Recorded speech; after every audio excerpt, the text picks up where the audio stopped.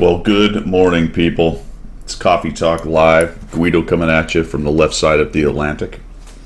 And it's Pilgrim from the correct side of the Atlantic with his cup of tea made in a Miserable Monday Guido mug that I didn't even know that was on the back of the mug until Guido pointed it out this morning. Had 2 years. Oh, you didn't know the Miserable Monday was on the back? No, I didn't know. I knew. No, I knew. Look, I knew that was on there because that was what faces me all the time. I've never seen the back of the mug. There you go. Look. This is the point. This is the point where supervision realizes his sales team doesn't know what the hell they're doing. No, I'm looking at all the spreadsheets, going, no wonder we can't sell any of these damn things. Because nobody knows what's on them. Team doesn't. Pilgrim. Team doesn't even know what the hell's on the thing. Oh dear, oh dear. Observation powers off. Get me out of this chicken shit outfit. How's everybody doing? Good morning. Good morning. It is Sunday, the 12th of September. It is indeed. Sunday, the 12th of September, and it's slow. It's slow right now. We got a few things to talk about, but if you guys got something you want to talk about or any questions, make sure you chuck it down there in the comments as we go. So as far as channel news goes, slowly moving through the 100 Battle Challenge. I just finished the Defender. So I got. Goodness for that, because you kept dragging me in on Defender. I know, geez Louise, it's just that thing is so boring to play. I did okay, but I didn't do nearly as good as the 252U. It's not as good a tank as it used to be. Right. Yeah. Mainly because so many others around it are better tanks. But it's still sort of brainless on the armor front, where you just sort of drive through things, especially if you're top tier and there's nothing else that's really scary facing you, like another Defender or something, overpowered. If you get a couple of the older premiums or older tech tree tanks in front of you and you're top tier, it's just, I have a couple of games like that where you just W your way through. But, if you're seeing 9s and 10s, it can get shredded pretty easily. And everybody knows where the weak point's on it these days. Mm-hmm. When it first came out, it was a horror bags because everybody was like, don't know how to battle against this. Yeah. And now people know it, so. Like I got into a one-on-one with a competently driven renegade, and he just slaughtered me. Just slaughtered me. Got a couple hits in, but just a complete disaster. Right. Next stream will be Friday. That's the next planned stream, standard. If I can do it before, based on schedule, I will do so, but expect to see me on Friday. Coaching available, standard act there, Guido at 1212gaming.com, and that's kind of it, man. Yeah. Not a whole lot going on. I haven't played too much this week. I dipped my foot back into ranked, but we'll get to that later. Yeah, I haven't done it for 3 days. Yeah, and there's an interesting story behind that, Guido. 3 days of not playing tanks. Do you want to get into it, or is this for later? Well, you can do it now, or you can do it later. I just want to demonstrate that there is no privacy view screen up. I wonder why. There's no privacy view. So what kept you away from tanks? My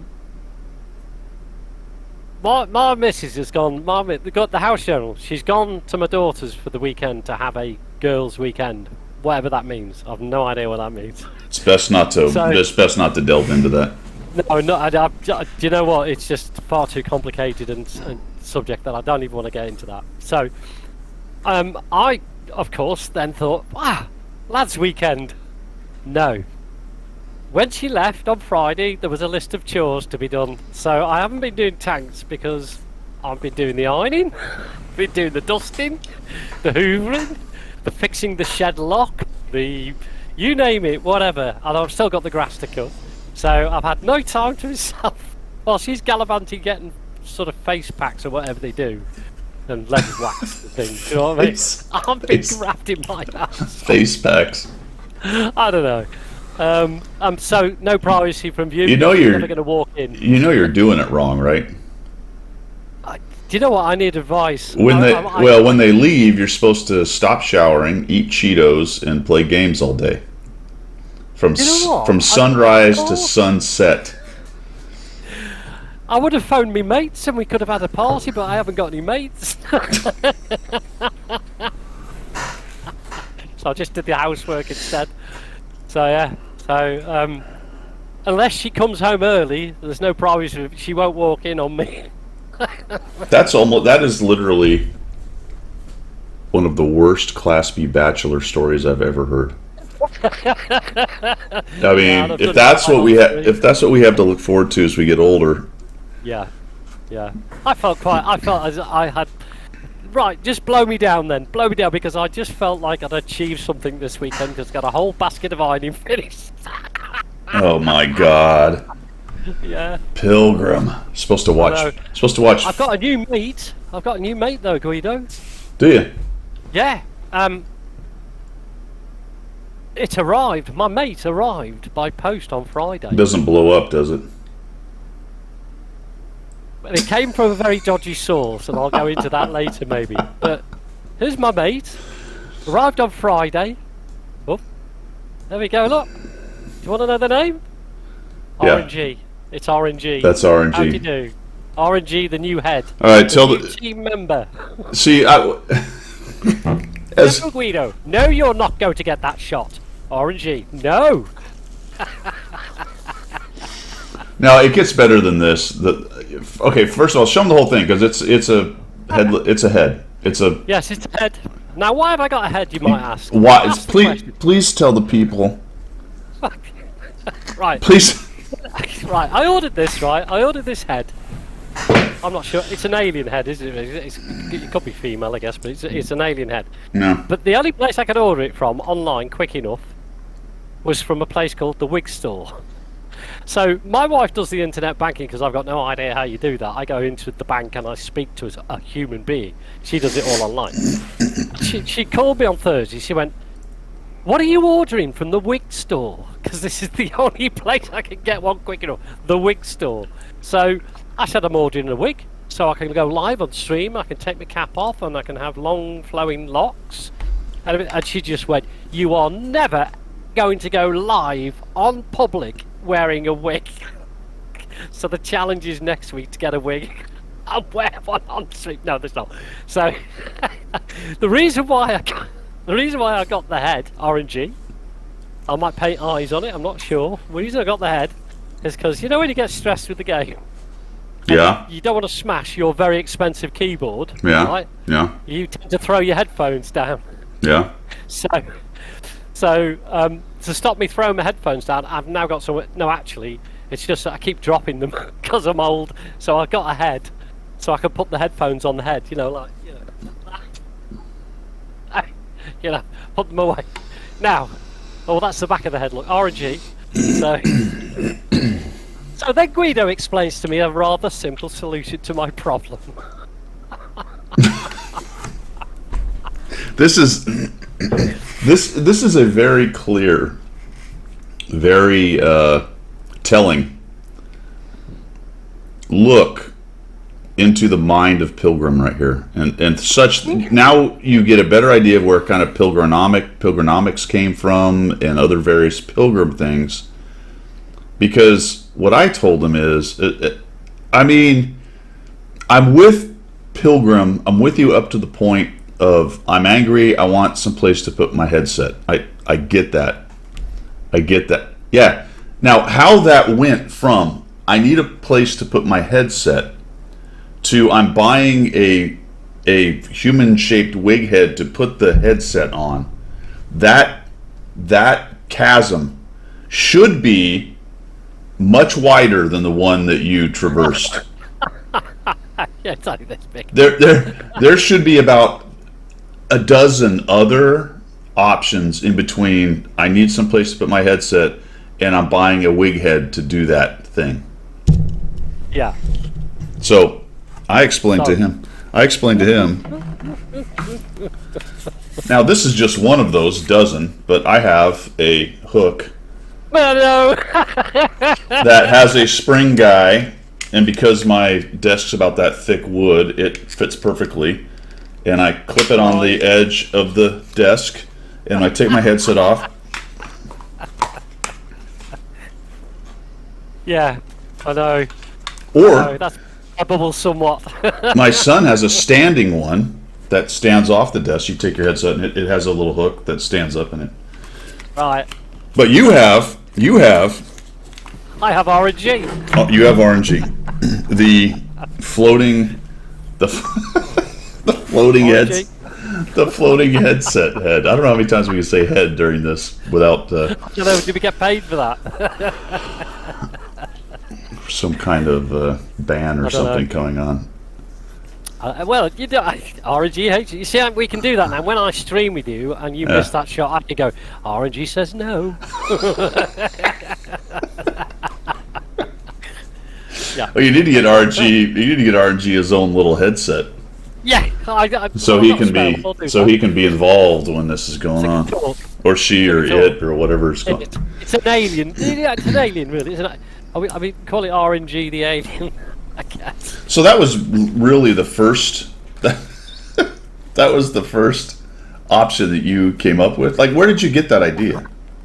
Well, I'd seen an advert. You know, you go on what's it called, FaceTube or TubeBook or whatever it's called. You go on that and it keeps throwing adverts. Well, there was an advert for heads. I don't know why. I don't know why I was targeted by Google or whoever for heads. Something my association with you during this stream or something. So that advert popped up and I thought, oh, that'd be ideal for my headset. My headphone. Oh, dear. That's right, kids. Follow me on FaceTube.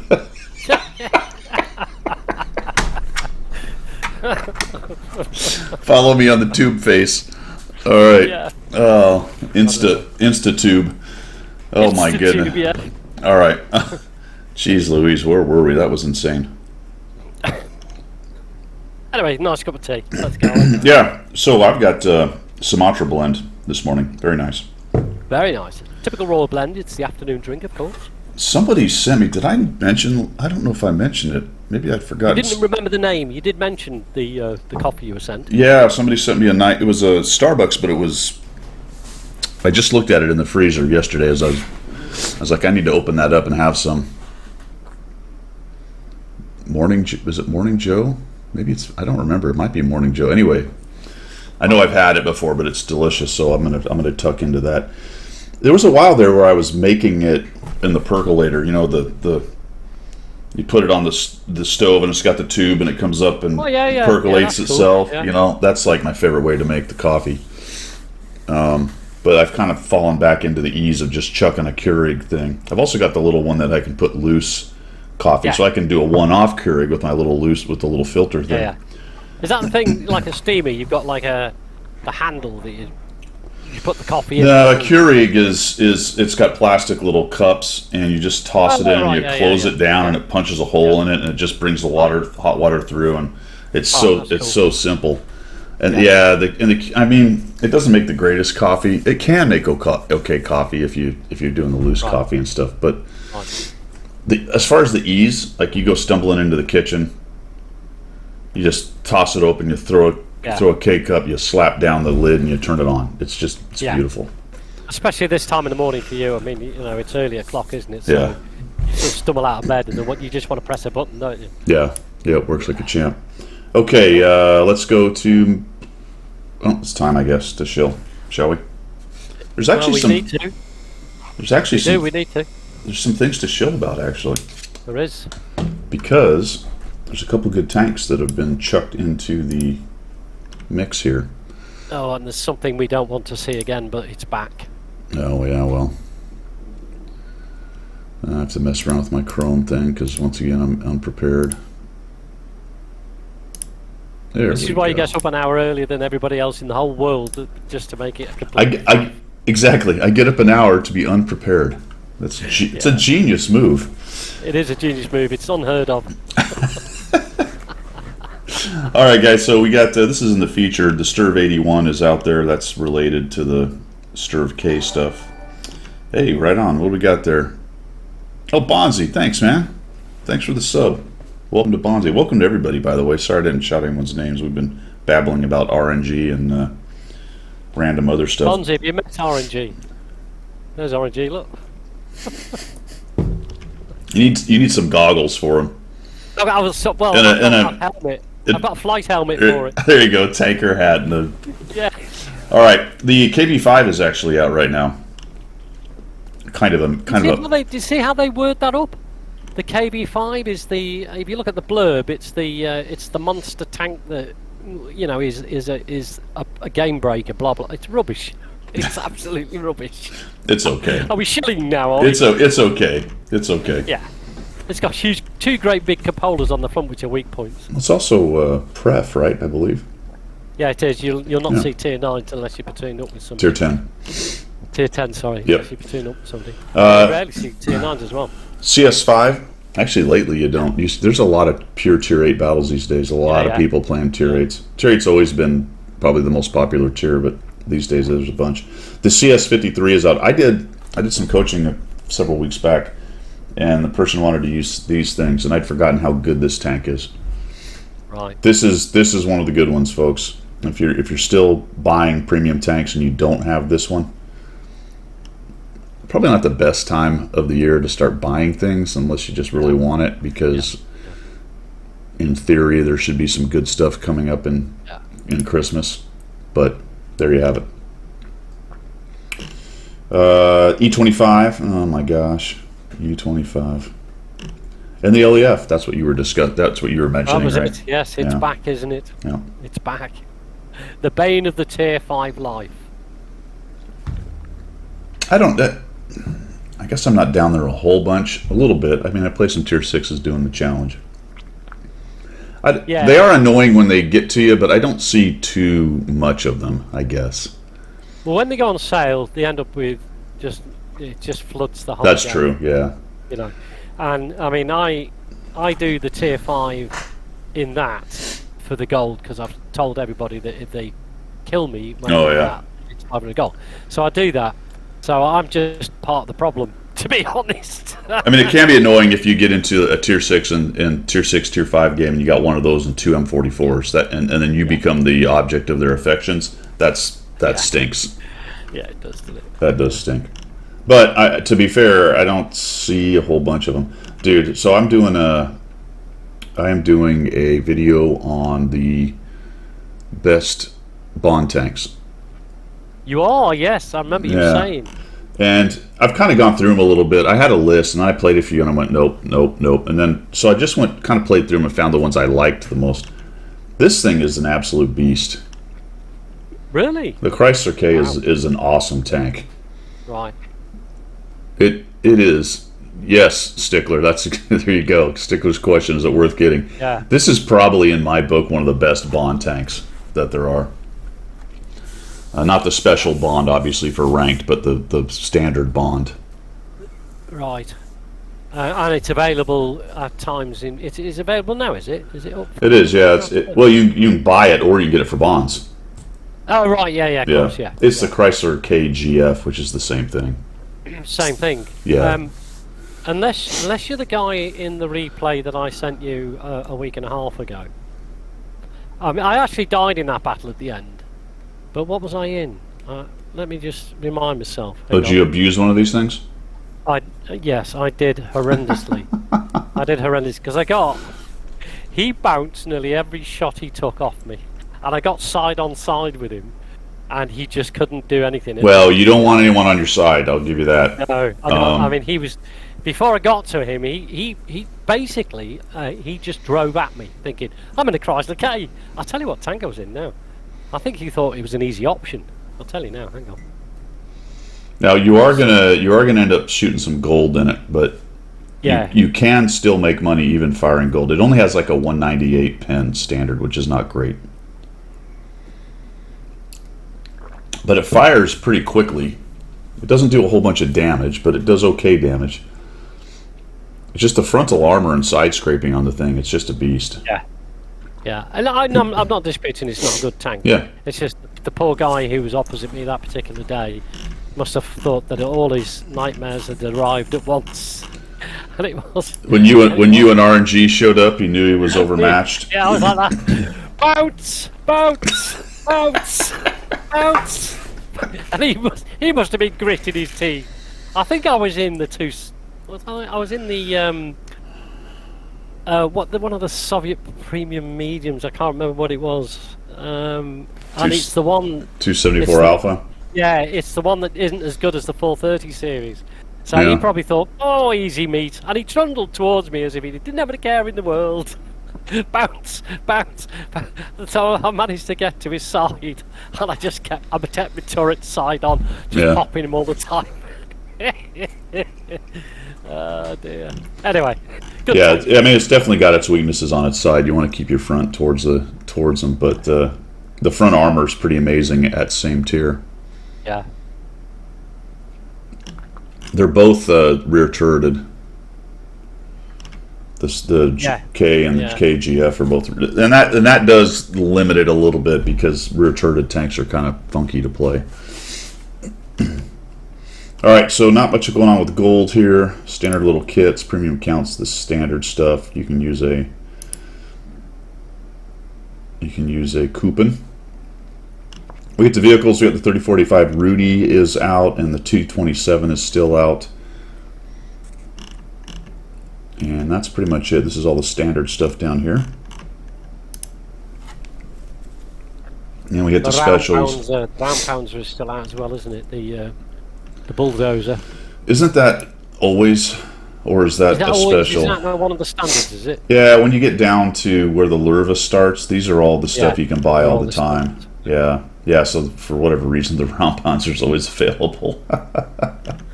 Yeah. Okay. You want to dig a hole somewhere. Okay. Copy.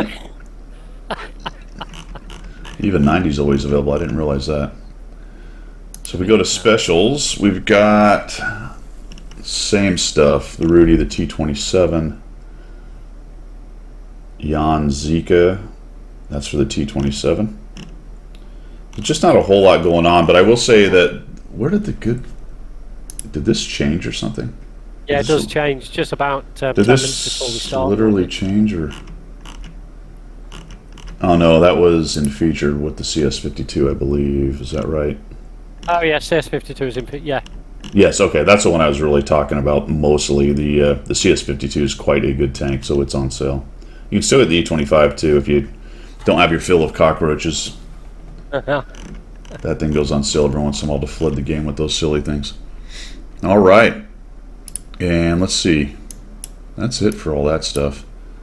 Yeah, there was Brazilian Independence camo out. I don't know. When was that? A couple of days ago. Yeah, I think it's this weekend, or it was last week or something like that. Last week sometime. All right, a couple codes for you guys. You can do it. You can do it.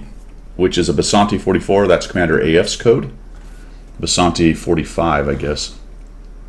Rental for 3 days. And then there's another code. Pilgrim, can you put that one down in the chat? There's another code to get. I believe it's to get the Cabbage Mechanic Commander. I have two now, by the way. Because there was Cabbage was a giveaway previously, wasn't it? Yes, it was part of the. I don't remember what it was called. It was an event. It was an event, wasn't it? It was a CC event, I think, of some sort. So that code right there, guys, will get you. I believe that code gets you the commander. Team Clash. There it is. 6-pack. Moontoon. Good morning. Is it? Yeah. So we got 6-pack Daddy. We got Moontoon. Wayne's in the house. Kedge is here. Odd Dog 56. Sasquatch. Stickler. Bonzi with the sub. Thank you very much. Obrut Bass. Hello. Who else we got? Did I miss anybody? Cliffy's in the house. Meldeeth is here. Yeah. Meldeep, I sorted that thing out today for you, buddy. I'd forgotten about it, to be honest. And poor old Sod. Poor old Sod. All right. Welcome, everybody. Thanks for coming. Hope you guys are having a good Sunday and a good weekend. Bit of a pause, I think, here. Another one of those kind of slowing down times in the game, but I think we got some things coming up here pretty soon. Probably another tier 9 premium or something. A game buster. Yeah, absolutely.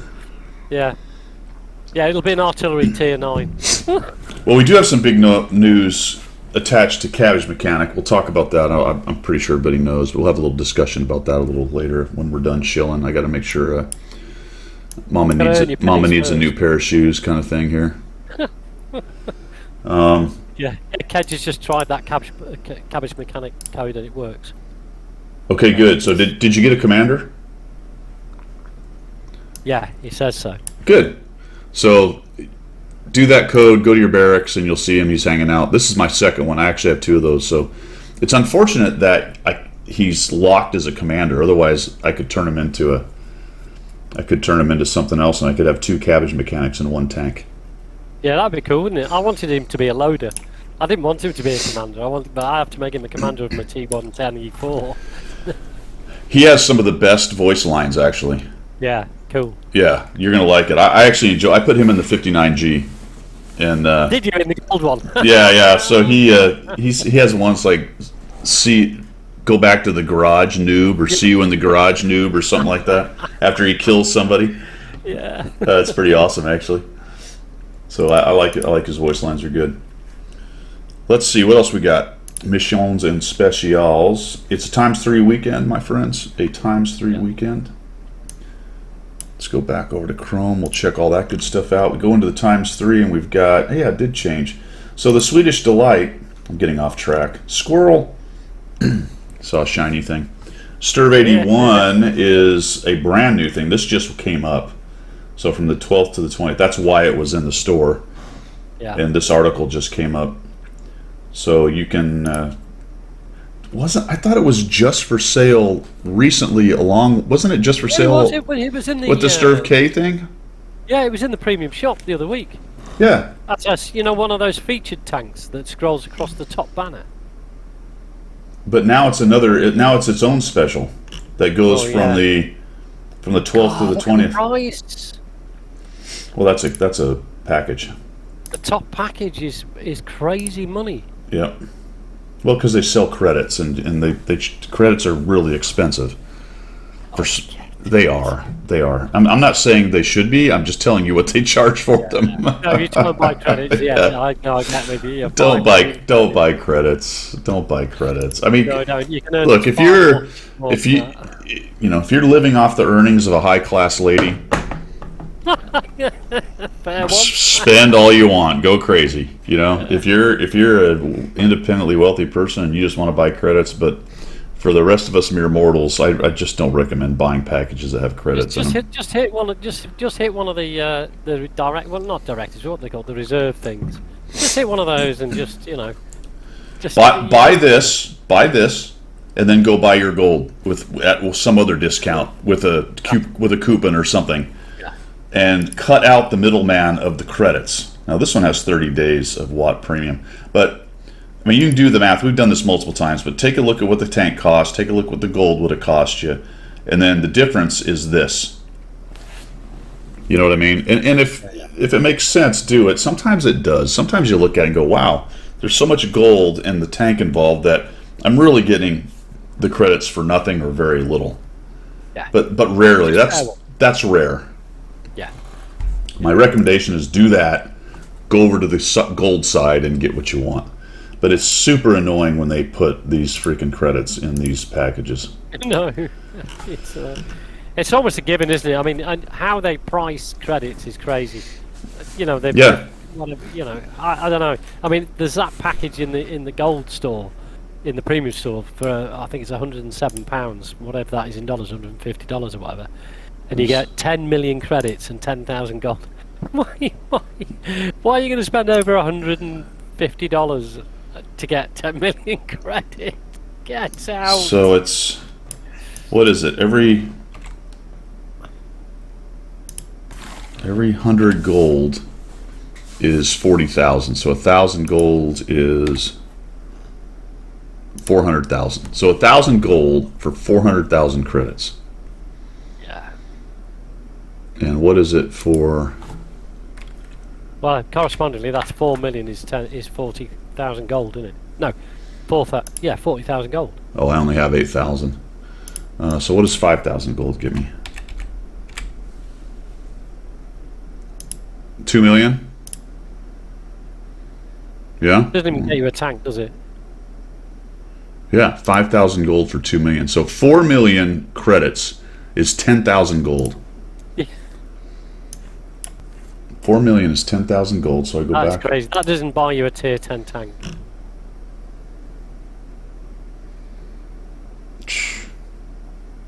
So you're getting a good deal. Well, actually, I can't. Those two aren't related. I was thinking that was the cost of that. I don't know, man. It's a lot of gold. Yeah. What does 5,000 gold cost you? 5,000 is 4 million credits. So every math in public. Someone's probably already beat me down in the chat. Let's do it now. There we go. Any amount. 5,000 gold is $30 or something. Yeah, it's close. $23. So $23 for 4 million credits. Jeez. That's a lot, isn't it? Yeah. If you think as an in-game currency, you're spending a lot of that on stuff that is just standard, like consumables, shells, repairs, and all the rest of it. So Yeah.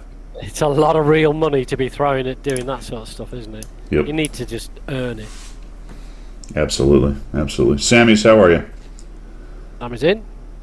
Samimis. Is that an L? My eyes. It's an I, so it's Sam I-M-I-E-S. Is it Sammy Mees? Samimis. I'm going to say Samimis. Samimis. How about Sam? Sam will work. Some do, yeah. Yeah, that'll do. Awesome. RNG says Sam. RNG, sit down. Just sit. Just stay in your corner. Just sit. Just sit. Sit in your corner. There you go. Permanently on show. Oh, now he's lurking. Great. You're lurking Great. behind me. Great. That head was actually found in Area 51. Yeah, it was. Yeah. It moves on its own, by the way. Yeah, it watches you as you walk by. It's Yeah. very, very creepy. Yeah. Very creepy. Very creepy. All right. Let's see. So ×3 weekend. We never got to that, did we? We were talking about it, and then we got off track on the Swedish Delight. ×3 weekend. We've got several missions, and it basically the upshot is you're getting some emblems, some kits, and decal. Emblems, Decal. kits, and decal. That's the one. So that's that. Summer Vibes Prime Gaming. Make sure if you have Prime Gaming, that you get in there and you claim your loot box, which will require you to, if you're in the client, to get out of the client and get back in. Then you have some choices. There's some rentals you can get, 10-day rentals, and some missions. So let's jump back over and take a look at what's going on in the UI. We pop into the missions. We've got ranked battles, daily missions. We'll get that in a minute. And you can increase your discount. Have I done any of that stuff? No, apparently not. There's the Summer Vibes. Once you finish it, you're going to get a bunch of kits. That's actually a pretty decent deal right there. And some ×5s. Which, my friends, now that I think about it, I meant to mention this. ×5 missions now, for those of you who have unlocked everything or aren't really grinding. Make sure when you get a hold of those, and they're the kind that work on any game, not a particular tank. Make sure that you unlock a tank you want to work on your field mods for, and use them with that tank and get that ×5 going on, and add that ×5 to field mod tanks that you're trying to grind up. When I say unlock, I mean unclick the crew button up at the top. Yeah. For example, what I'm talking about is, let's find one I know I haven't done. Turtle. See that little dude right there? Unclick that. What's going to happen is now over here, when you gain experience, it will go on the tank and not all into the crew. That's what that little button means. It goes all to the crew. Because I've done, well, it's a premium, so I don't have to grind it anyway. But I do need to grind field mods here. And they are, what, 23,000 a piece. So 23,000 times 6, whatever that number is. That way those ×5s go to tanks that you're grinding field mods for. I mean, it's... Oh, you've got a couple of points there. First of all, Sasquatch, yes, I will find a body to go with RNG's head at some point. Not saying where. I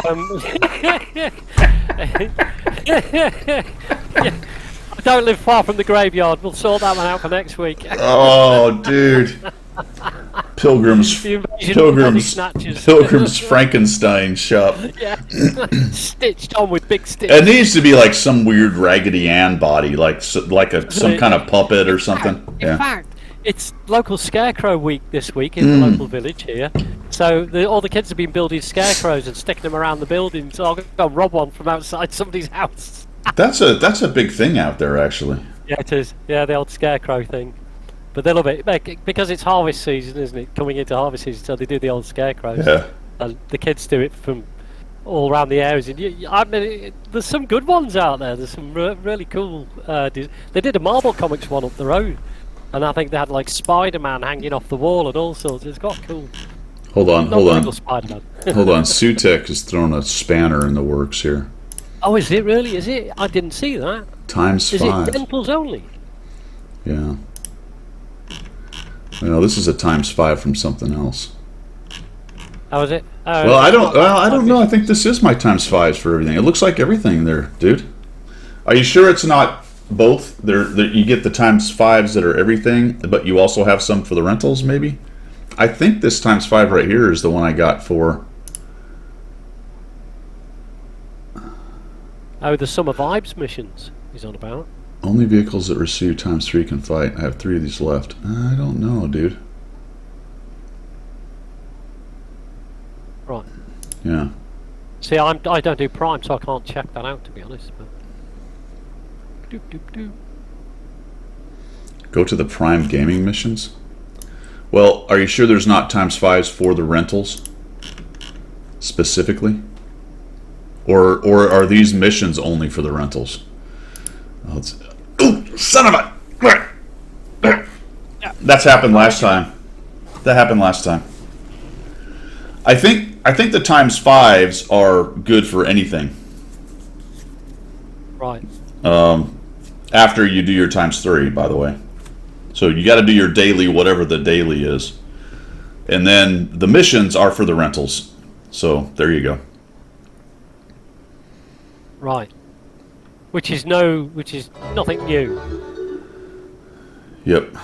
I think it was last week. I think it was last time too, Sutek, or maybe that was a different mission. Maybe it was a different mission that they did that on. There was one recently that had some kind of rental that you had to play it in the rental. Maybe it wasn't. It might not have been the Prime Gaming, but all right, good to know. That's actually good to know. So, guys, this Summer Vibes, as noted, you have to play the rentals to do these. That's a big bummer, isn't it? Yeah, I mean, fair enough if you got Prime and all. Well, that's all right though. I didn't realize that. I don't have a Chrysler K, but I have a rental. I had a rental at some point. That's interesting. I guess I have the GF. Well, I've got the GF. I don't have the K. Right. Okay. Yeah. Oh, I don't know what I've got actually. I think I've got the standard version. Let's have a look. That's interesting. Yeah, I've got the standard. Oh no, Jake. I've got the I didn't even know that. I've got the wargaming version. The GF, yeah. Yeah, I didn't know it. And I couldn't figure out why you couldn't put camo on it, because it's already got camo. That's what it was. The Reactor's Critical says some missions using only 4 tanks through the 27th that give times 5s. Really? Oh, right, okay. Oh, right, okay, yeah. Oh, I discussed already. Okay, great. Cool. Okay, so Summer Vibes, we've sorted that out. Good deal. Weekend Special 2, I didn't notice this, but there's apparently some other Weekend Special stuff going on. We got, oh, it's just the other missions. That's okay. Of course, Weekend Special 2. we are so organised at the moment, aren't we? Wait a minute. Okay, missions. Okay, that's ranked. Summer Vibes. Weekend Special 2. Where is weekend? Is there a Weekend Special? There must be. Hang on. No, there's not. It's just no. This is Weekend Special 2. Yeah, it's just Weekend Special 2. Anyway, there's the missions for that. I don't know. I can't. Yeah. I can't even. Watt Salute Standard Community. What? Oh yeah, the old double Watt Salute trick. Yeah. Type 5 is the on track. We have the Commander AF missions. That's going to be spaghetti and meat sauce this time. I was going to say today, but this week. Foshpi is on track, and that's it. All right, that was confusing. It was a little bit all over the place, but we got there in the end. More or less. What's the use open books and get rewards? Is this the store card thing? Where are you seeing that? Back on the main page of the web page. Let me read it out. If you spend $10 or more using open books in the World of Tanks premium store, you get 1,000 gold for free. All right, I want you to read that again. Open what? Use open books, comma, get rewards. Books or bucks? Books as in dollars. Oh, I thought you were saying books. BOOKS. Colonial. RNG, I'm going to need you to slap him. I know you don't have any hands, but just slap him, please. It'll go like this, won't it? Oh, yeah. You said open books, and I'm like, what? Yeah. What? Yeah. You thought crew books, didn't you, straight away? Now, I've seen these crummy... Yeah. These are like Walmart. They're worse than Walmart. You know how you have like a Walmart whatever? People say it's a Walmart whatever. It's supposed to be an insult to that thing. Yeah, we have a similar thing with Aldi. We have a lower level actually in the States. It's Dollar General. Oh, is this what this is? It's cheaper. It's cheaper and worse. Anyone in chat have any of you been in a Dollar General? They'll know exactly what I'm talking about. It is the place where meth addicts shop. Okay, we've got one of those. It's called Poundland. And work. So we have one. I live in one of the older neighborhoods in my town, the oldest neighborhood in my town, and it's got a lot of. It's very eccentric. So there's a lot of small cottages, but on the water there's big mansions. I'm not there. But I don't want to say it's upscale because that's not exactly right. But there are some nice. It's a nice little area. It is. I'm not going to say what it's called because I don't want to do all that kind of thing. No. But it's a really cool little area to live. Yeah. And it's pretty diverse. But we had a Dollar General open right in the middle of it. It actually used to be a really nice local grocery store, which wasn't the size of the big ones that we have, but it wasn't a convenience store. It was one of the last few in-betweeners. And they had a meat section, and they had produce, and they had a liquor area, and they had it was the coolest thing. It was one of the reasons we actually moved in here. We're like, holy crap, that place is amazing. And it was two blocks away. Yeah. And you could get anything you needed to cook or whatever. And then within about 5 years of moving in, it finally closed because it couldn't compete with the big box stores and all that other BS. And what went in its place is a freaking Dollar General. Oh right, now I see where you're coming from. So I'm setting the stage. I mention all this, and I'm going to come off sounding like a total elitist a-hole, and that's fine. I don't care. Yeah, but there are levels of that, isn't there? But I go in here. I go into the Dollar General, and there are people in there that I never see in my neighborhood otherwise.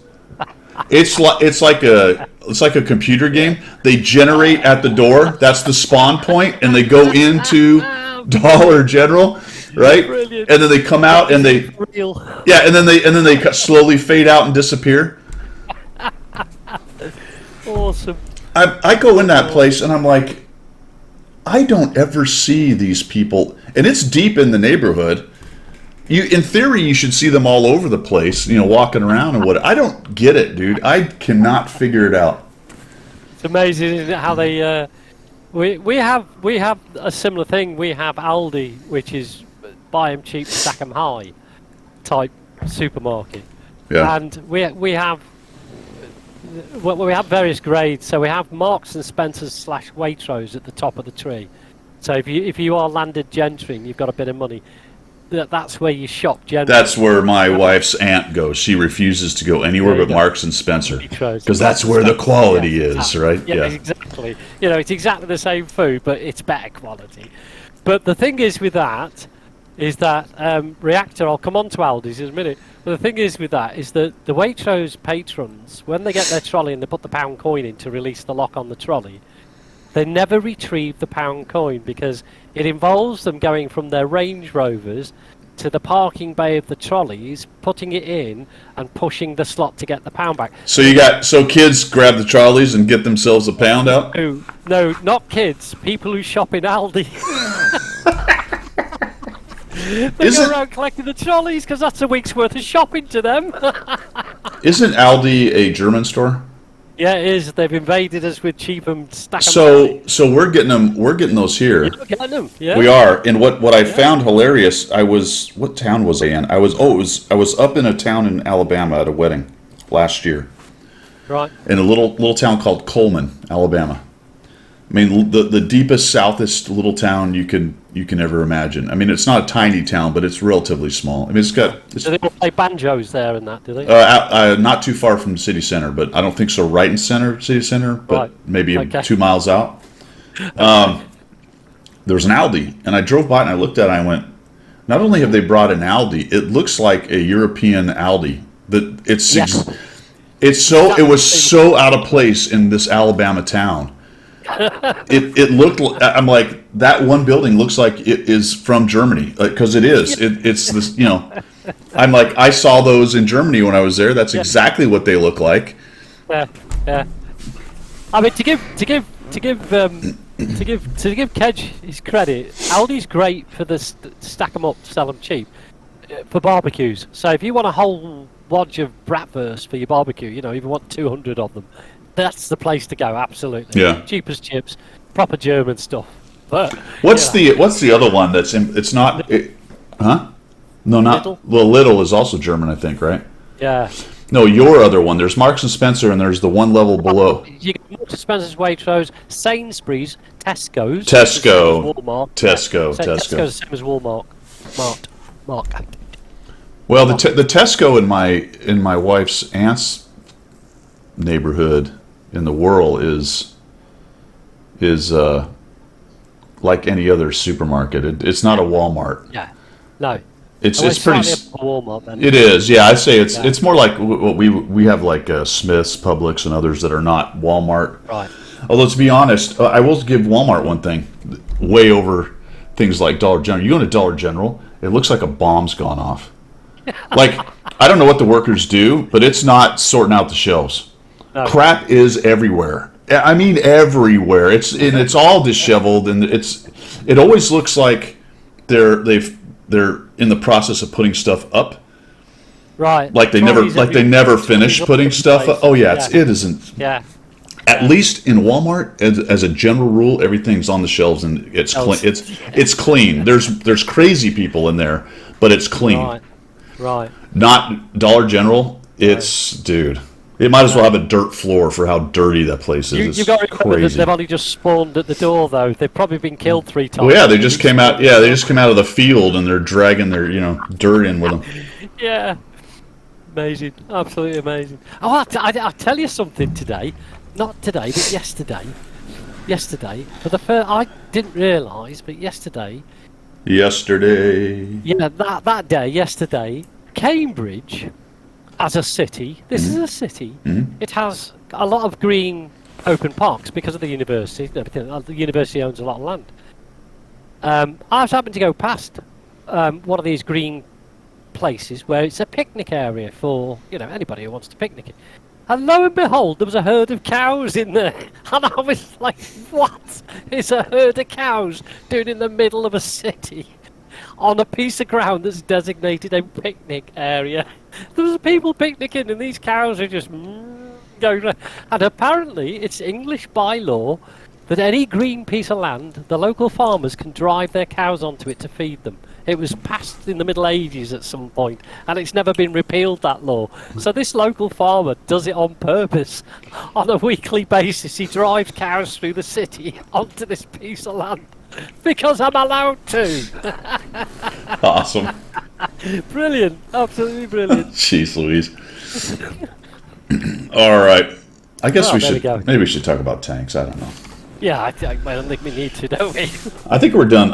Chilling. We're done chilling. Let's go on to subjects du jour, my friends. Subjects du jour. I said we talk about it. Ranked mode.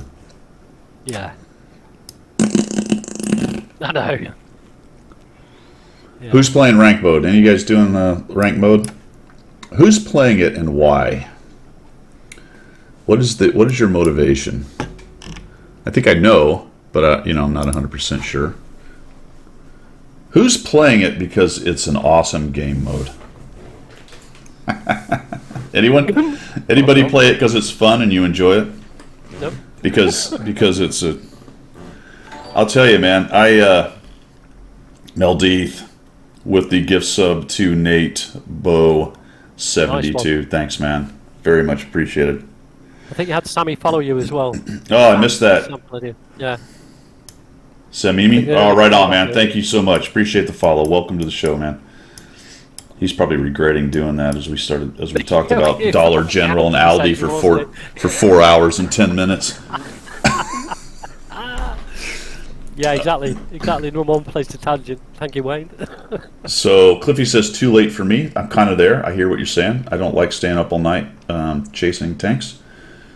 Play it for the bonds. Okay, I would buy that. I know a lot of people do that. The Green Goblin Sniper says play it for bonds. Yeah. Blues Traveler just says no. Okay, I can just say no. For the tanks, I hate the mode. I'm with you. No, I have no tier 10s. Number 2, I'm not that good. Okay, fair enough. Done shilling for time. Well, there's a question, grumpy old man. Saying you've got no tier 10s. If you did have tier 10s, would you do ranked? Or not? That's the question. So, Kedge, this is kind of my position yet again. And this is a bit of a broken record, and we talk about it every time rank comes up. This time, I got to 7 battles before I just couldn't take it anymore. You did better than me. Yeah, I've done 7 of the 20 quals, and just full disclosure, clearly haven't done well. In 7 games, I have 3 bonds at a 42.86%. You know, in the past, I've gone through qualification and been like 125, 150%. These 7 games were pure misery. Pure, unadulterated misery. An absolute ship show of gaming. It was horrible. It was terrible. Yeah. The teams were awful. It was awful. It was awful. And so I turned it off, and I probably won't be back. Yeah. It's so irritating to have these. Here's the problem for me that's starting to really grate on my nerves. The tanks are good. They're overpowered. They're better than the tech tree tanks. So they've built this gaming wall, this mode wall, and fenced off extremely good tanks. So you have to play an absolute miserable gaming mode to get to. Yeah. And it takes a long time, and it's a grind that they call ranked, as if it's some kind of skill-based thing. Yeah, that's the problem. Which it is. If you're really a good player, you do it fast. Yeah. So all your skill does is get you through the misery faster. Yeah, absolutely. That is an absolute. Well, I got a lot of words, but I won't say them. Just a disaster. Let's just say disaster. For me, I mean, well, let's start off. For me, if I do ranked on the NA server, it's a 3 o'clock in the morning to stay up all night do. So that's the first put off. And then the time that I did try it, I tried it this year to see how it was. For me, it is never, ever, ever, ever going to be a team game. It's going to be an individual damage farming exercise by those good players that want to progress into the leagues and get as high as they can. They're not interested in playing a team game. And when you've only got, a small number of tanks versus a small number of tanks, you need it to be a team game to be able to do anything at all. There's no way as an individual you're going to do anything on that particular mode.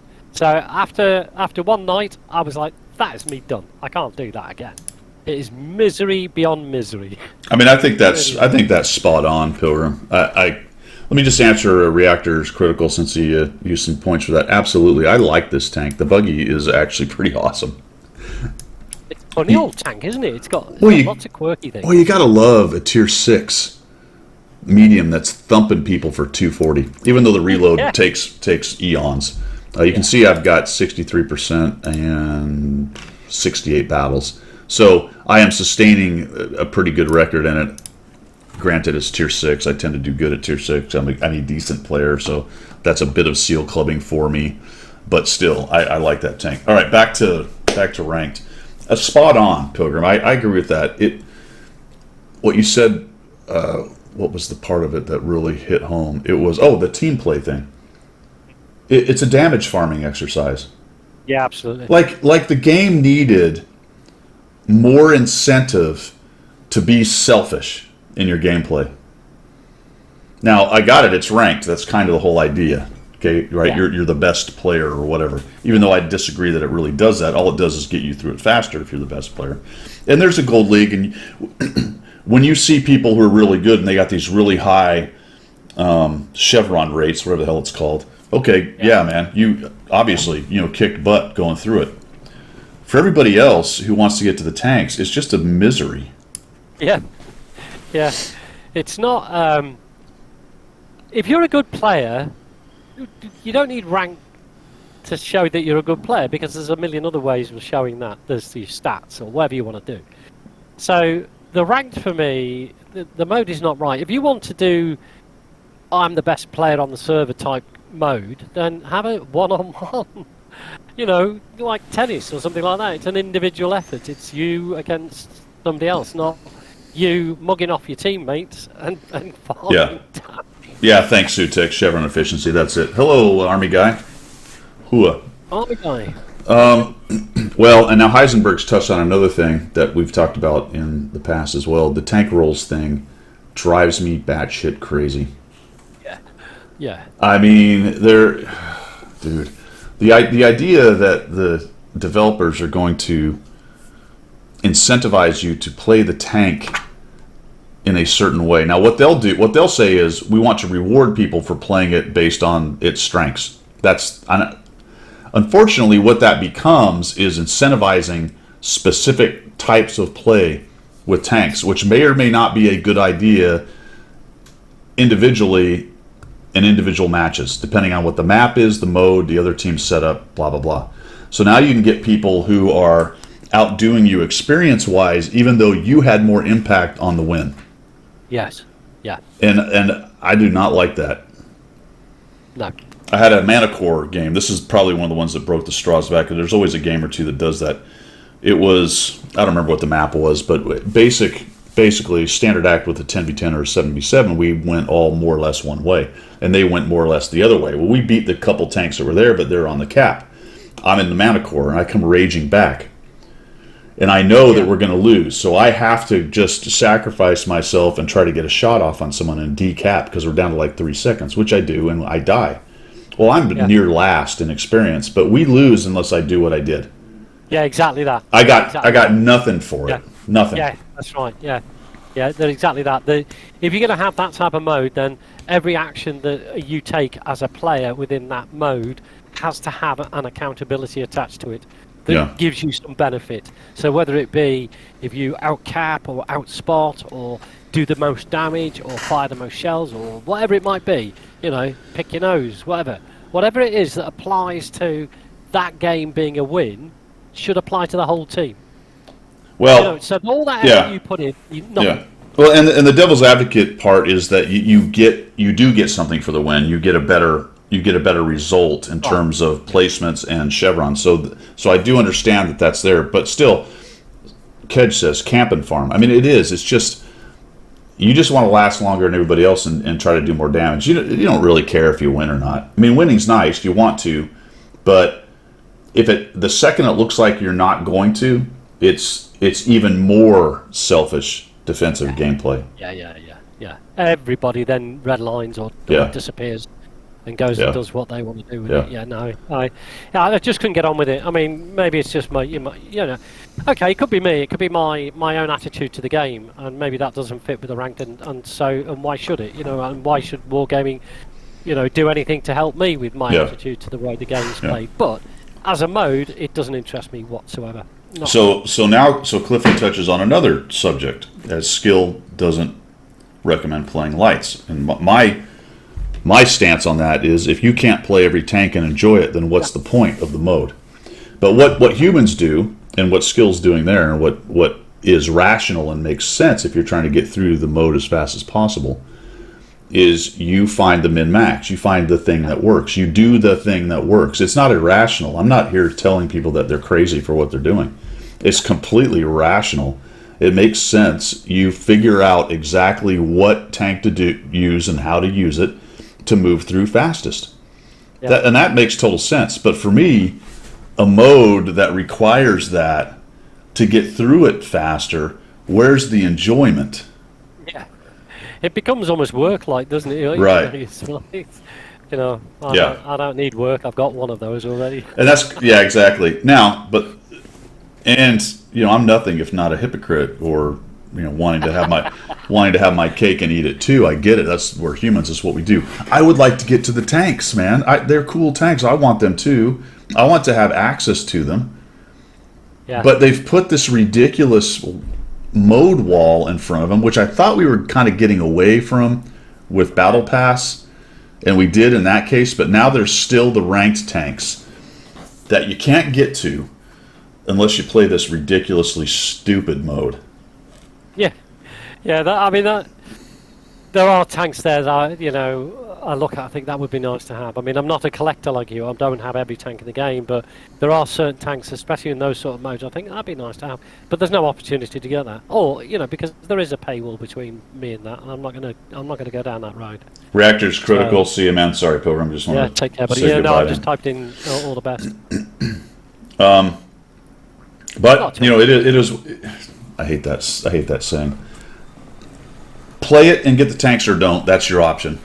This is just shouting at clouds or whatever. But just as a comment on the passing scene, I don't like that. I don't enjoy the mode, and I've come to the realization that despite the tanks being good and me wanting them, they're not worth the time and effort. And I don't play late like that anyway. It's not the time I play the game, and so there you go. Yeah. I won't get the tanks. This is a valid point you made there about this is a discussion point on the channel. This is why we have a coffee talk, because I could have a different opinion to what you have about rank. You know what I mean? Yep. So there's nothing wrong with discussing it and putting it out there. And some people actually enjoy that mode, and that's a good thing. It's fine, and nobody's saying you shouldn't do it. It's just saying it's not for me. That's all. Kedge with the gifts, a grumpy old man. Right on. And I guess at the end of the day, what it really is for individually, and I'll just talk to me, it's just getting over it and enjoying the game. Right? Yeah. There's nothing that says I have to have all those tanks. That's my personal, oh my gosh, I'd really like to have it. Yeah. And then I think to myself, because 650 isn't enough? Yeah. When you scroll, does it take you like 15 minutes to get from one end to the other? Oh, dude, you know what I mean? So at the end of the day, it really is sort of a ridiculous complaint if you think about it. You know what I mean? The Canon Panzer 50T, I played that a bit. I played it actually quite a bit on, we'll get to it in a minute, on the recon mode. Right, and it's one of the tanks that's available through ranked. That is a really good tank. That's the thing. Yeah. I quite enjoy that tank. It's very good. I think it would be much less of a problem if the rewards weren't overpowered tanks, but they pretty much are. Yeah.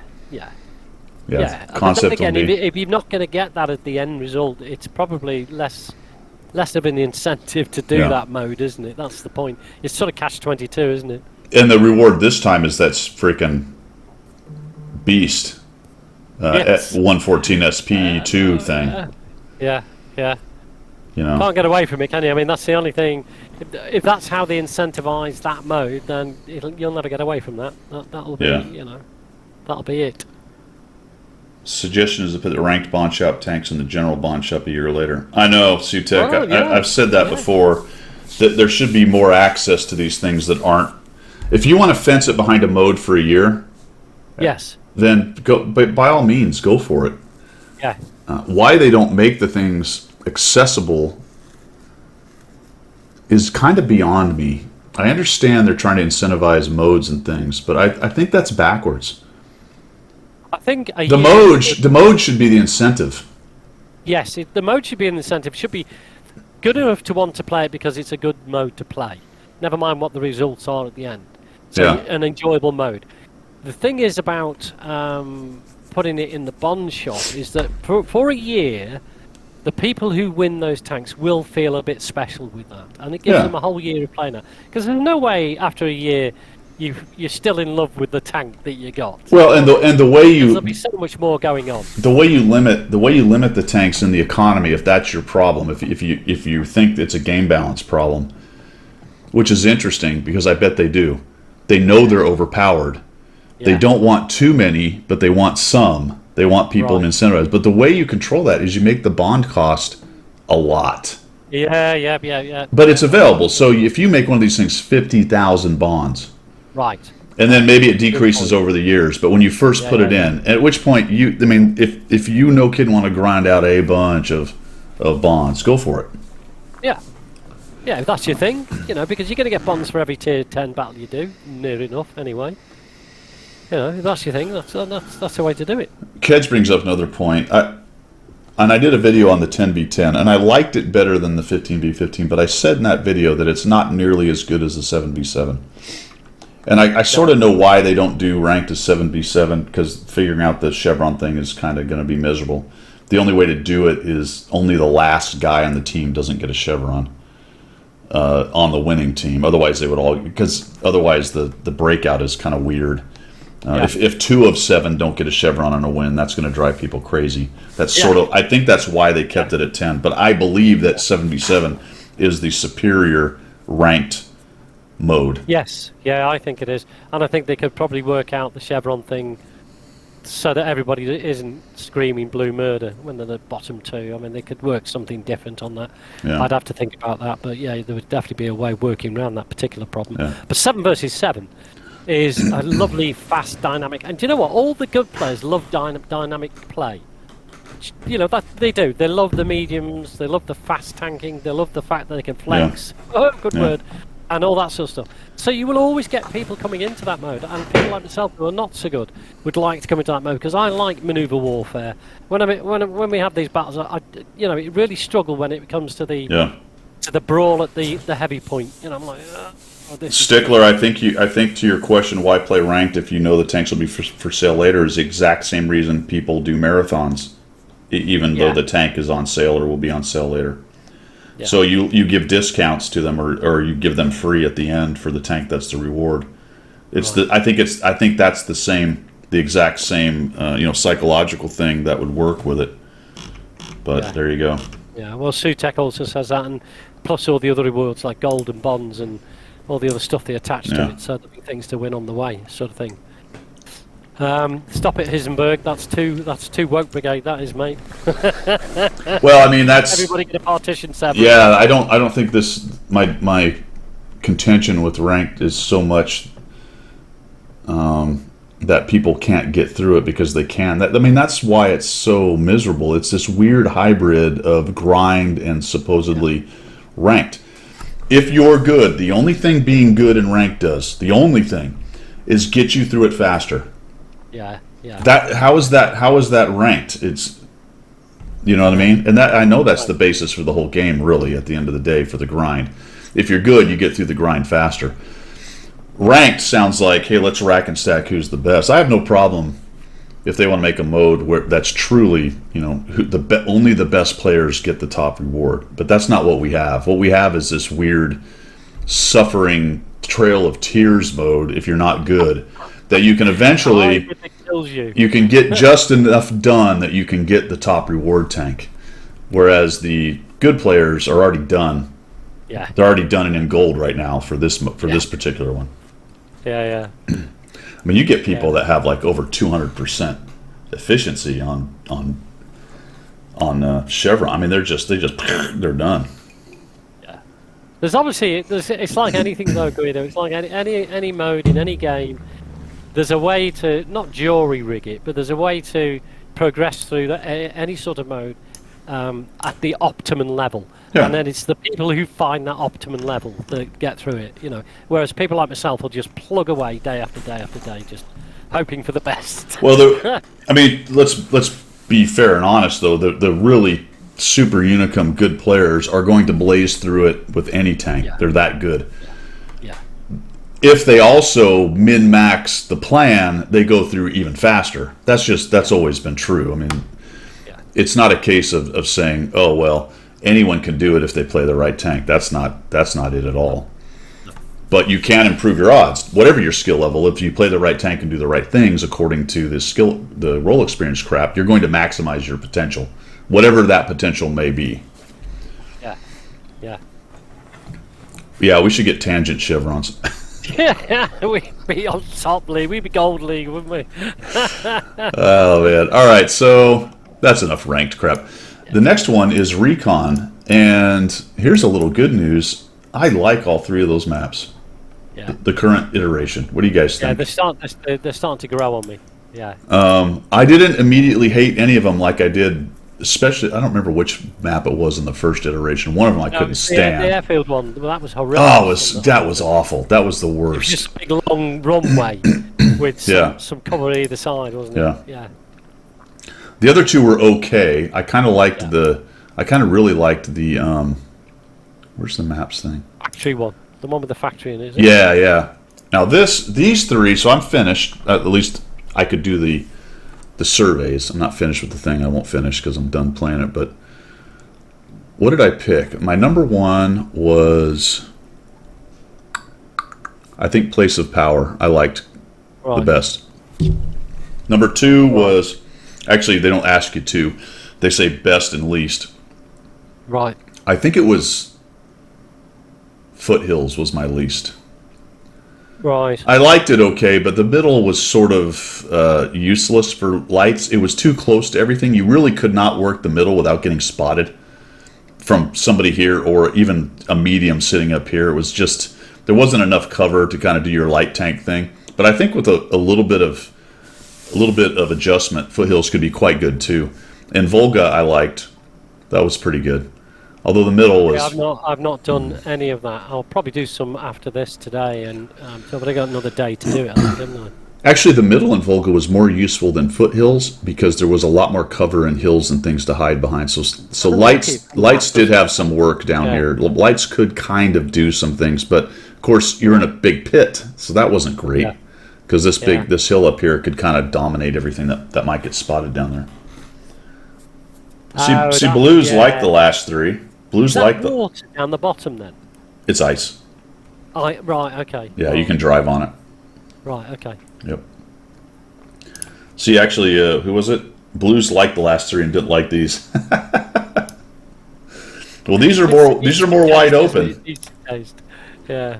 These are more wide open, so people who don't like wide open maps are probably not going to like these three. There's a lot of crossfires on these three. Yeah. That really didn't exist on the other two. Or other three, I mean. Well, that makes it, for me, that makes it a far more interesting map then, because you've got to have eyes in the back of your head, so it keeps your alert level up, and I quite enjoy that. Yeah, that's cool. I'll give it a bash. We've only got one more day of it, I think, haven't we? Or something? 14th, I believe it goes to. Is it? I'll give it a go for the next couple of days. Then. Yeah, so it looks like tomorrow. You can still run it tomorrow, and then it's done on the 14th. Cool. The new map, the one that's in regular rotation. What's it called? Yeah, it's that. The Japanese one. Yeah. Safe Haven. Safe Haven. That's it. Yeah. It's okay. I'm starting to learn it. Not too bad. I kind of like fighting up on the hill a bit. I don't particularly care for the city part. I haven't been down there very much because I've been playing more mediums and lights, so I haven't been down there too much. It's a bit odd for me. There's you've got the double level in the middle. You've got the actual warehouse part where you can go inside. Yeah. And then you've got tanks above you. So if you've got enemy tanks above you, you're getting proxy lit underneath all the time. So you're not invisible when you're in the factory. And also, if you're on the top, you're getting a lot of crossfire coming in on you from everywhere. And you're also an arty magnet when you're up top. Yeah, going up top there is very dangerous because everyone can shoot you from above. I've seen a lot of people go up there, but they get pretty quickly shredded if they get spotted by the guys up on the hills. But there's loads of options. It's quite nice. There are a lot of options. I don't like the tunnels.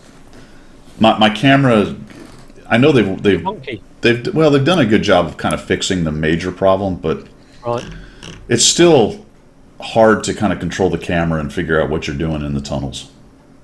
Yeah. Well, you see, your excuse the French, your finger action is slightly unique because you scroll in and out of view. You go out view, in view, out view, in view. I know, quite I know. quickly. So, yep, and So that's maybe yeah, yeah, yeah. maybe that's That hurts in the wasteful. tunnels. And Cliffy says that. Yeah, Cliffy said exactly yeah, what I feel. It did better than I expected, and they have worked on that. But I just right. don't enjoy fighting in the tunnels. No. For me, it's you.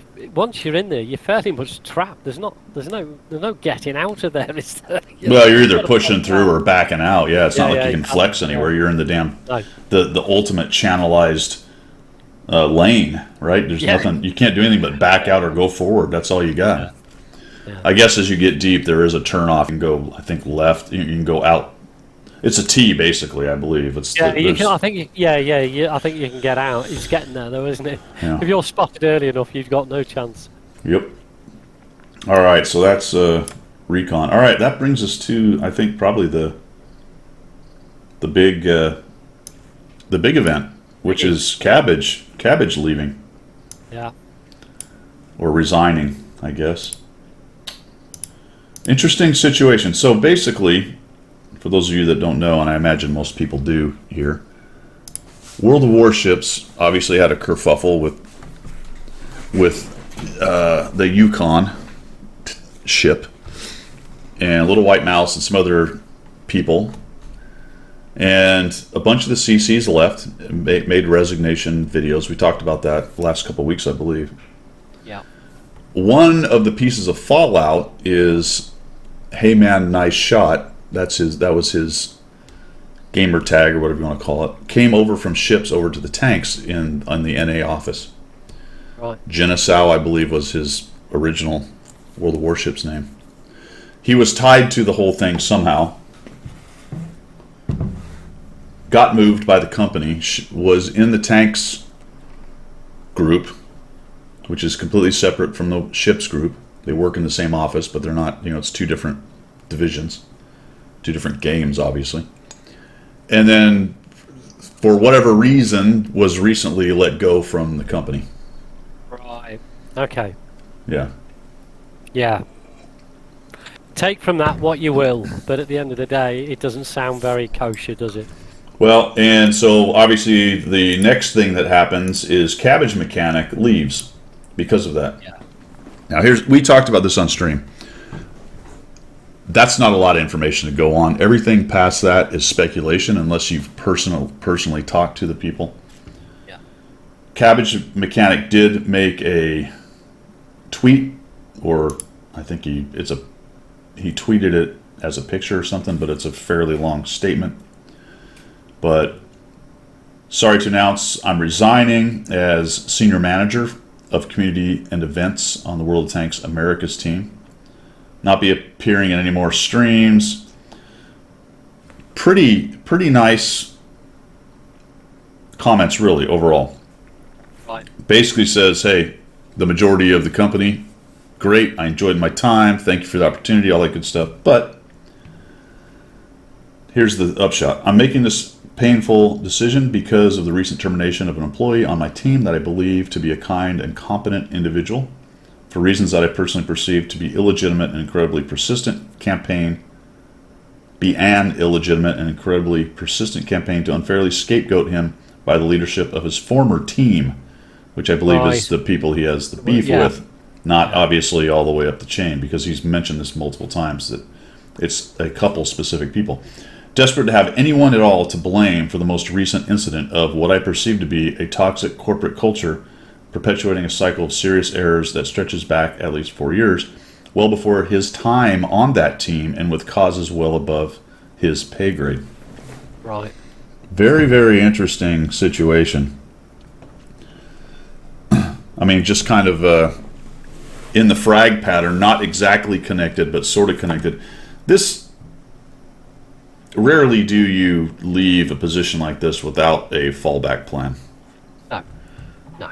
And I would imagine that there is more to this story than we will ever know.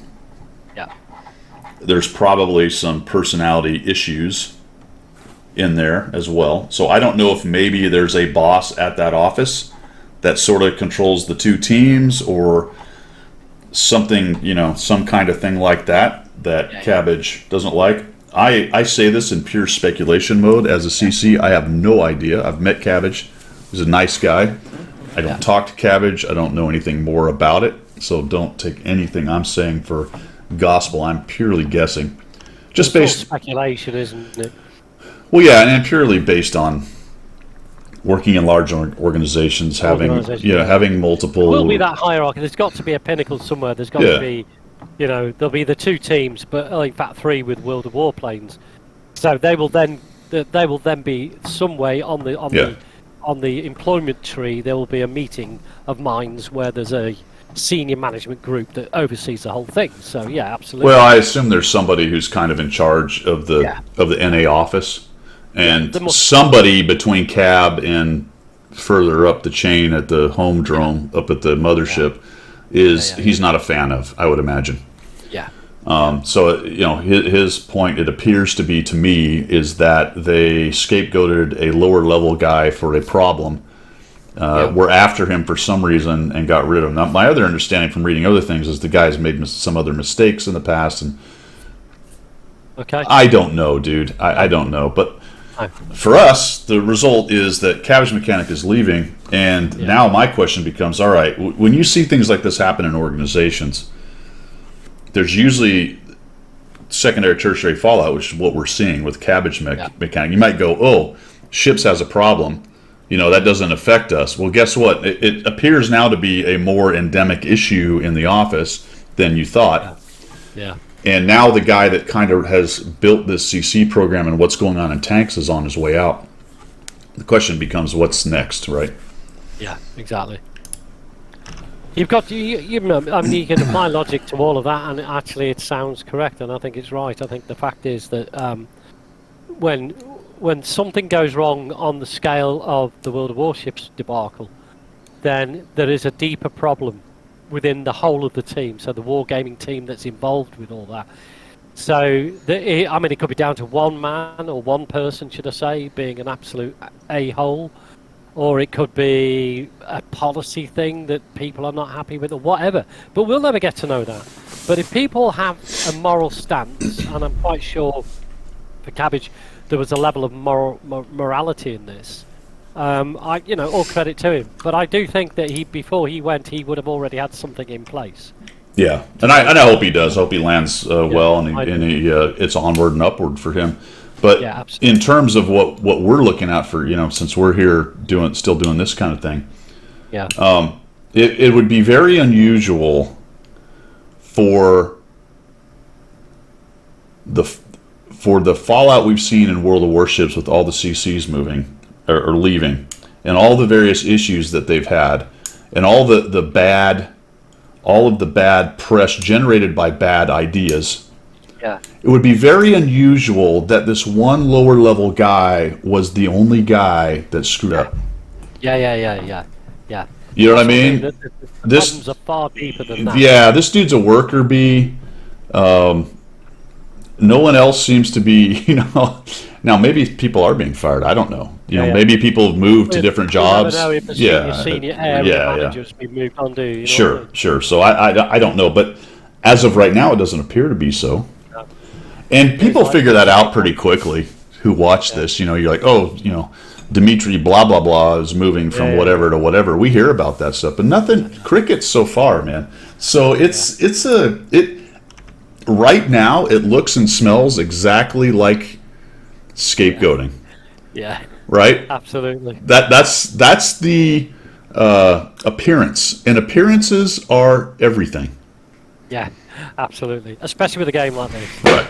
Especially. So, Sammy, just to come back on what Sammy said earlier on, that particular allegation has been banging around for a few years now about money laundering and that. It keeps cropping up every now and again on the I want to say not YouTube, but it pops up every now and again on like some of the forums and that. So yeah, money laundering has been sort of mooted around wargaming for the last, 8 or 9 years now, I think.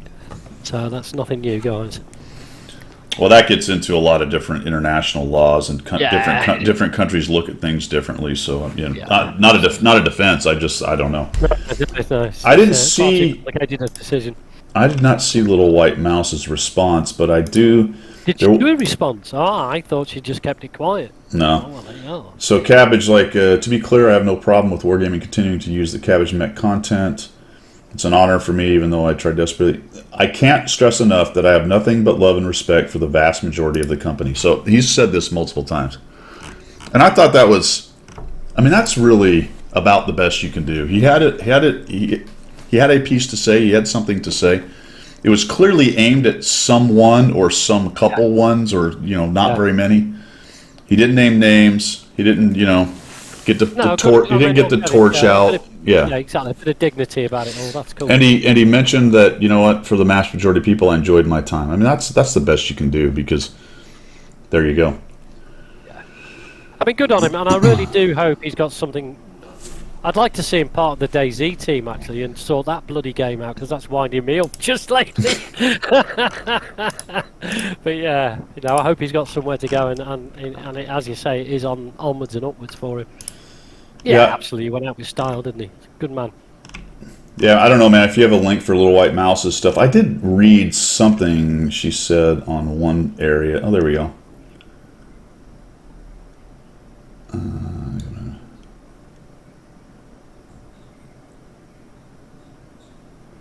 Well, I think this is it right here. Angry Canadian mode activate. Here, let's just get this up here. I think this is what, or at least partially what, Cliffy, I think it is, was saying here. Delighted to hear, so she's a little bit more angry, it appears. Delighted to hear what sorry-ass justification they have for this move. Genocide was nothing but supportive, kind, and fun to work with. It was not his doing that things turned out this way. So there you go. And this is what we were talking about. And what I said, I would be really surprised if this guy, Genocide, was the whole problem. Right. I suppose it's possible, but I kind of doubt it. Oh, well, it doesn't sit. It doesn't sit in any logic stream whatsoever that runs through my head that a single guy low down in the organisation is responsible for anything more than making sure that the pencils are sharp. You know what I mean? It's I'm not saying he was that low, but well, you know what I mean. There's no way any policy decisions were thrown across his desk, surely, and then he takes the rap for it all. So yeah. So I just love it. Oh dear. Yep. Nutty. I suppose we should have all been unsurprised that it eventually found its way into tanks. I think the safe bet, the safe game currently is World of Warplanes, because actually nobody gives a damn about World of Warplanes, do they? Yeah. Meanwhile, World of Warplanes. I've had it and played it, and I'm like, I can't get anywhere around it. Do you know what I did? Here's the thing I did on World of Warplanes, and this is the typical Pilgrinomics, right? I did not know that the XP, the free XP, was linked between the two games, and I downloaded World of Warplanes, and I looked and I thought, I've got like 2 million XP. Wow! So I free XP'd my way all the way up to a Spitfire, went back to World of Tanks and went, where the effing hell's all my XP gone? So then I ticketed Wargaming, and I said, I want my XP back. You can have your bloody Spitfire. I want my XP back. And they went, unfortunately, you can't. Yeah. Yeah, I was like, bloody hell, where did all that XP come from? Oh, great, I'll get me Spitfire. Nice. What a numpty. Yes, RG, you're right, numpty. Yeah, Cliffy. So, sometimes people have to be fired. Yeah. You know what I mean? And it doesn't have anything to do with whether they're a nice person or not. There was an expectation from the boss that this person do job X, and job X got screwed up or didn't happen. That could very well have been what happened. I see a lot of posts about, oh, he was such a nice guy and we worked well together and all this stuff. Like, yep, those kind of people get fired every day. You're right. Not everyone who gets fired is an evil bastard. Sometimes they're a really good person. Point, isn't it? Yeah, it's a person who didn't do their job. Yeah. You know, for whatever reason. You know. Yeah. But it seems like on ships, with the amount of people that left and the amount of complaints that were made, that it's unlikely that this one person caused all that problem. That may have been the spark that lit that particular fire. Yeah. But if this was a complaint of, that we screwed up the Yukon, everything's fine, but this guy screwed up the Yukon thing. Yeah. Then he gets fired and you move on. But the problem is there was a laundry list that had a whole lot of not to do with the Yukon. Yeah. You know what I mean? So clearly in this case, there's a deeper endemic issue with the team. And when you fire one guy, now that may be an opening move. Who knows, dude? I mean, I don't know. I was going to say there's probably more to this actually.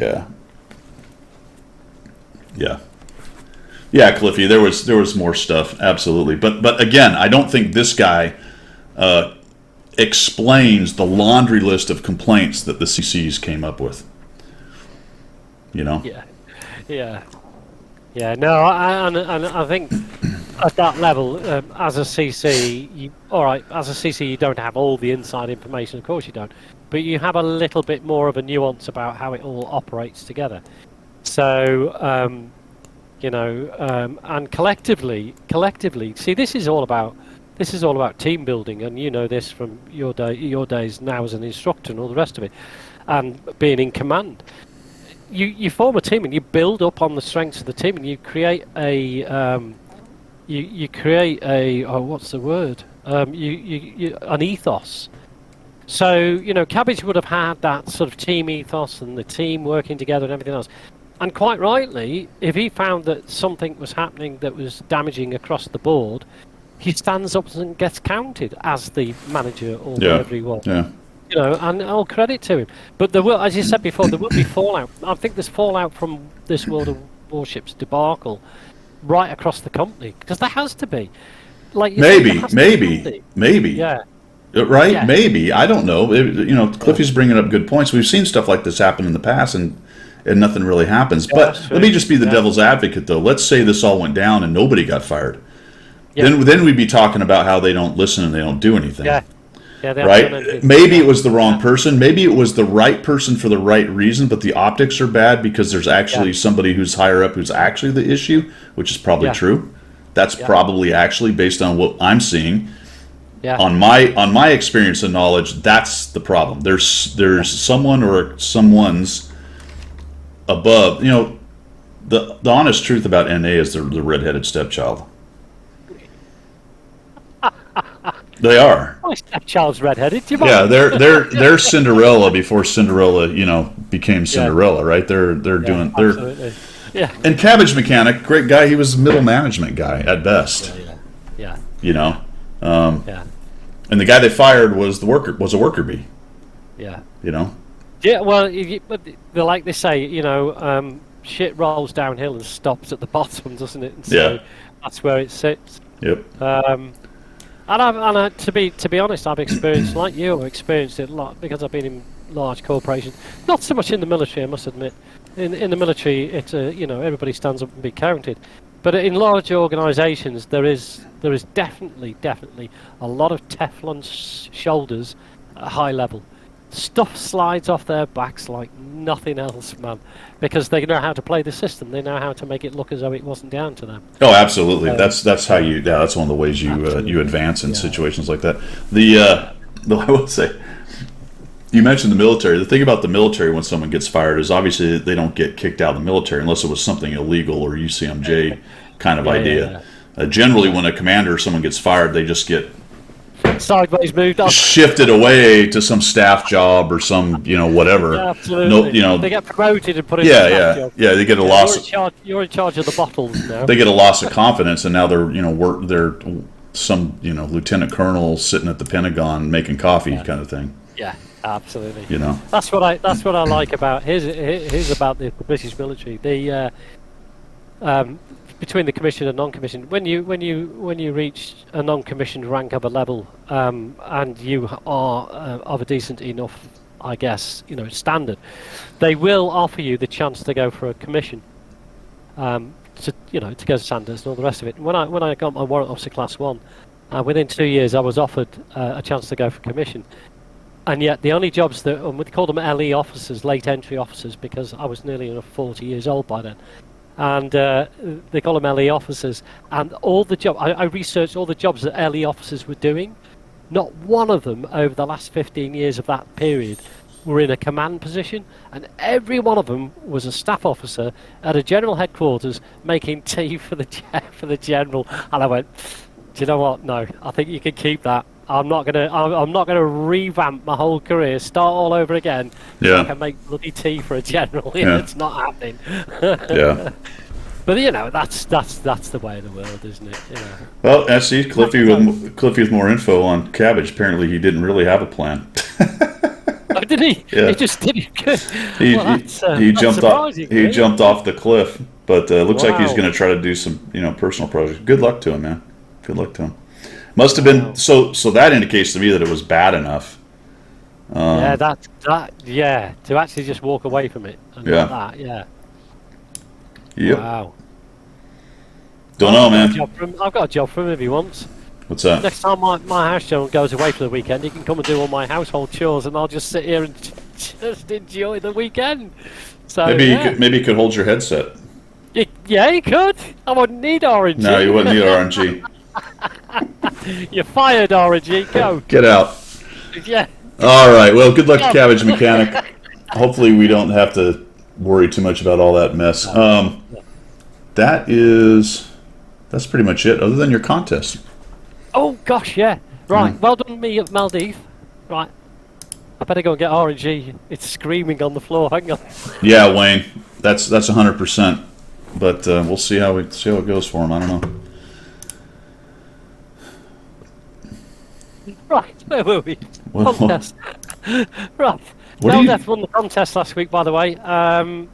He got he was the first one to get all the answers into me straight away. So cool on that. Took a little bit of research. Now then. This competition I think is quite easy, but you're gonna say different.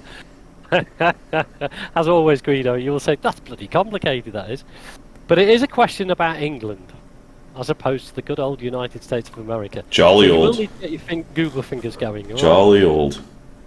Yeah. So, as you know, England is its own separate country, but it never was always England. It was something else beforehand. So the question's based around when England was actually formed as a country. It was a whole group of mishmash before that. There was Wessex, Wessex, yeah, yep. Yeah, all that. Northumbria. Yeah, 7 kingdoms. So there was East Anglia, Essex, Kent, Wessex, Mercia, Sussex, Northumbria. And eventually it came together. So the question, it's a 3-part question, was which king was accredited with forming the country of England? Okay, so he was a king of one of those 7 kingdoms.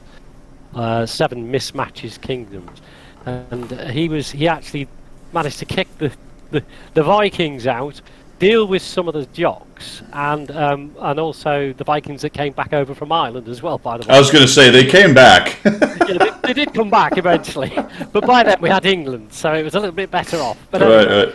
So it's the name of the king that actually was credited, although there are other kings that were involved before and after him. It was generally known as King Cheops pre-Cambrian. No, pig, no. None of those are right, but they should be. Yeah, they are. Some of them are good. I love the Plymouth Rock, Wayne. You're very close. Yeah. So the name of the king who's accredited with forming the country of England. What was his Latin name? So here, I want his real name, and he was also given a Latin moniker, if you like, and the year of the formation of the country in accordance with this particular king. So that's a 3-part question: the actual name of the king, the Latin moniker that he was given, and the year of the formation of the country of England. I'll leave it with you, and we'll do the same, but it's only for 500 gold, because it's an easy question for crying out loud. You can wiki this within 5 minutes. So, no, Wayne. No pig. Latin, that dead language that nobody speaks. Great one, King Kong the First. Robin Hood's not far off, actually. Yeah, some good answers there. All right, so that's for 500 gold. If we don't get it by the time we close, Guido, we can do the same. Just throw me a no, not that either, Kedge. Just throw me a whisper or in-game or whatever it is. And 500 gold is for the first person to do it. That was... Are you Googling it now? Yeah. I'll tell you when we go off stream. There's Quite complicated, that bit. There's a series that deals with that time period. I think it's called The Last Kingdom. I think we've talked about it in the past. I don't know if it's an Amazon. It's Amazon or one of these. Netflix or something? Netflix or Amazon, I don't remember. Yeah. It's actually a pretty cool show. It's the main guy is a fictional character, but it kind of moves through that time period and is involved. So kind of like the background stuff, but you see King Alfred and all this stuff going on, and what's the big Viking, Guthrum. Oh, yeah. Yeah. So well, he ended up going over to Ireland and dossing in Dublin for a bit. He became king of Dublin. Yeah. And then he came back for another bit, another go. Yep. Yeah. So see, look, Pig's doing the woke identity thing. Look, it was Pig all along. He's 2,000 years old. Is Pig? Yeah. He's a great unifier of Pig, for sure. Yeah, he is. I found an image that had all the locations of Watt battlefields on the map of the EU and North Africa. However, it was plain and black and white. Oh, cool. Oh, that's cool. I've seen that on occasion. They've showed some of the real places. I mean, obviously, Paris and Berlin and stuff. Fairly. Yeah, but you wouldn't think something like Sandsdorf or Himmels Bay. They're all historical, more or places. less. I mean, obviously that they're much smaller areas, but yeah, the general idea of the topography is usually pretty close. Like I know that Studzianski is, Prokhorovka is. I watched a video on the Battle of Prokhorovka, and it showed all the kind. You could kind of tell exactly what they were talking about, you know. Right. Yeah. Yeah. Do you think the enemy was it a German-Russian thing? Do you think the Germans all camped the 1-2 line right down the corner? Yeah, I don't know. That's why they lost. That's right. Yeah. Sure. If they weren't such campers, they would have been fine. Yeah, they would have been fine. Yeah, they're all historical battlefields. I think Prague is. I didn't realise that. Oh, I'm going to research. I want to say Prague is the site of one of the largest armor battles ever. Is that right? Really? Okay. Is it? I think it's a part of Kursk. Oh, okay. Yeah. Is that was Prokhorovka during Kursk? Maybe. I don't know. Battle of Prokhorovka. Yeah, southeast of Kursk. Yep. Wow. Do you know what amazes me? When I was doing the Tiger tank research the other week, they had a kill-death ratio on the Russian front of something like 15-1.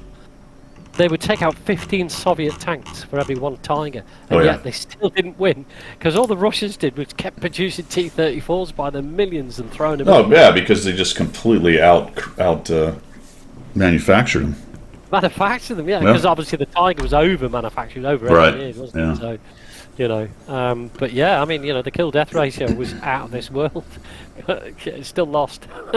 Crikey. Well, and for a good amount of that, they were on the defensive. So, yeah, the defensive, it's a little bit easier to take things out as they're attacking. You know, 3-1 is kind of the standard attack to defense requirement. Yeah, I mean, we've proven historically and recently, or near recently, in the British Army, we've proven that that defensive ratio can be overcome, because we had certainly a heavier ratio than that in the Falklands. I mean, well, firepower has a say. Firepower that makes a difference. Yeah. I mean, in the Falklands, you had 200 powers take on 1,000 RGs. And win the Battle of Goose Green and all the rest of it. But that was down to firepower and tactics, as opposed to. Well, right. I mean, that's force multipliers with air power. sea power, Yeah. better equipment. There's a force multiplier that turns those 200 guys into 3,000 guys essentially. Yeah. And morale is another thing as well. Yeah. It's, Yep. if you're choosing Yeah, it's not a hard and fast rule. That's one of those everything else being equal kinds of ideas. Yes. Yeah. But if you get an outsized advantage in one area or another, and you're able to exploit it, that changes things. Yeah. No, that's the truth, Cliffy. The majority of that particular standing force in Argentina was conscripts, but there were pockets of very professional Argentinian soldiers, good soldiers. You know what I mean? Good soldiers, and they provided a credible resistance. Credible. Alrighty then, make sure you get that info to Pilgrim for the gold. However, Yeah, absolutely, Cliffy. Yeah, absolutely. All right, man. I think that's everything I've got. You got anything else? I've got nothing else. All right, man. No privacy view screen, no house general. Excellent. Thanks for everybody coming by. Yes, it's Toyful. We're out, man. We're out. Sorry, buddy. Thanks for coming by, guys. Much appreciated. Like I said, probably Friday for my next stream. There may be a pop-up one between now and then. We'll see what happens. You'll know it when I do when I go live. But that's all I've got from the left side of the Atlantic. And it's not quite all I've got because Sutex just won the competition. Oh, did he? He's got Athelstan, Rex Alogarum, and 927 or Anglorum. Well done, buddy. Gold is your way. You need. Don't forget to Hoover Pilgrim. I won't catch. I need your in-game name and server that you play on, Sutex, please. Whisper. Whisper it to me. Yeah, whisper to him All that. right, All right, man. That's all I've got. Later, guys.